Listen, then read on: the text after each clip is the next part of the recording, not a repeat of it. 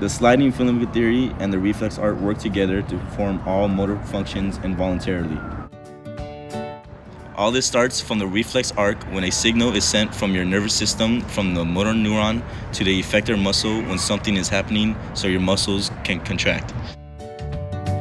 This is when the sliding filament theory comes in to allow our muscles to contract. And to sum it up, it happens when a thick filament called myosin slides past a thin filament named actin. The sliding filament theory functions differently than the reflex arc. The reflex arc is the nerve pathway involved in reflex action, including at its simplest a sensory nerve and a motor nerve with an interneuron in between. It also contains proteins called receptors, while the sliding filament theory uses troponin as protein, which is situated along the actin filaments, allowing muscle contraction to help produce force. You cannot have one without the other. They function almost simultaneously. Once the signal is sent in your nervous system, you need muscles to perform, and without a signal being sent to your muscles have nothing to do.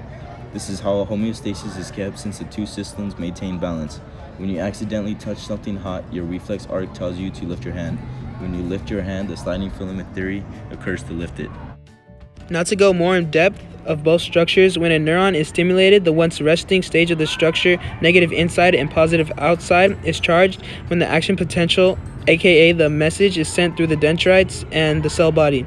This is when a neurotransmitter is released which causes another action potential. This depolarizes the cell by changing sodium for potassium, therefore it is returned to its resting stage. When the muscle effector receives a message, it performs a function. For instance, if the signal is to cover your face, your muscles will need to contract. When the muscles need to contract, the myosin head will need to connect to the actin. They can only do this if the tropomyosin and the troponin bind to the calcium. The actin will come free, allowing the myosin head to bind to actin. Phosphate is dropped, and the power stroke occurs when ATP is released. The myosin head lets go of the actin, and it breaks up into the ADP and phosphate, which causes the head to cock. You might be questioning, when is all of this used? When you touch a hot stove, the sensory neurons are responsible for sending messages to our motor neurons so they can command our muscles to perform an action. In this case, to lift your hand.